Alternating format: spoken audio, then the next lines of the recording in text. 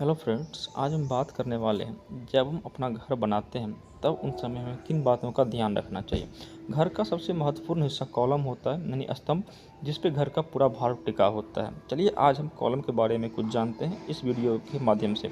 इस वीडियो में बने रहिएगा अंत तक ताकि आपको कॉलम के बारे में पूरी जानकारी अच्छे से प्राप्त हो सके। तो चलिए हम फर्स्ट कॉलम के बारे में बात करते हैं। इस कॉलम का साइज़ 230 mm बाय 230 mm होता है, लेकिन फीट में बोले तो 0.75 फीट बाय 0.75 फीट होता है। इस कॉलम का यूज अक्सर ग्रामीण क्षेत्रों में मिस्त्री यूज करते हैं। इस कॉलम का यूज कम भार वाले बिल्डिंग पे किया जाता है। इस कॉलम का बीच का डिस्टेंस कम से कम 3000 mm होना चाहिए। अगर इतना डिस्टेंस हम प्रॉपर नहीं रखते हैं तो कॉलम का ऊपर जो बीम है वो नीचे झुक जाएगा, उसमें क्रैकें आ जाएंगी और टूटने का संभावना रहता है। और दूसरे कॉलम की बात करते हैं। इस कॉलम का साइज 230 mm बाय 360 mm होता है।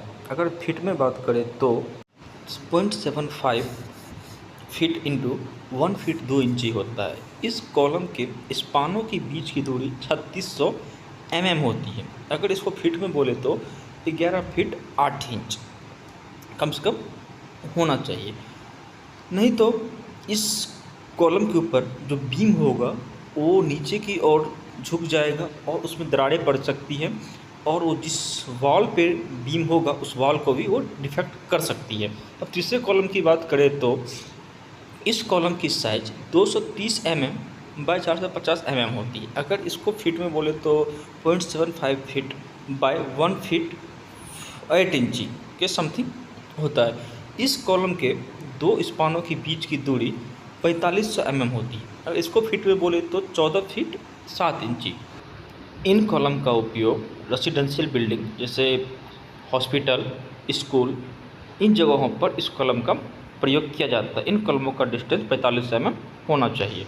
अगर चौथे कॉलम की बात करें तो इस कॉलम का साइज 230 mm बाय 540 mm होता है। अगर इसको फीट में बोले तो 0.75 फीट इंटू 1 फीट 8 इंची के समथिंग होता है, अप्रॉक्स होता है।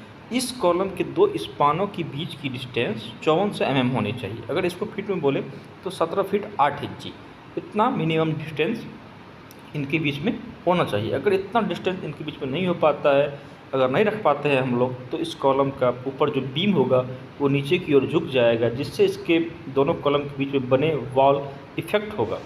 तो दोस्तों आज के लिए बस इतना ही, फिर मिलते हैं अगले वीडियो में। इस वीडियो को लाइक करें, शेयर करें, तब चैनल को सब्सक्राइब करें। फिर मिलेंगे अगले वीडियो के साथ। आप लोग इस चैनल के साथ बने रहें।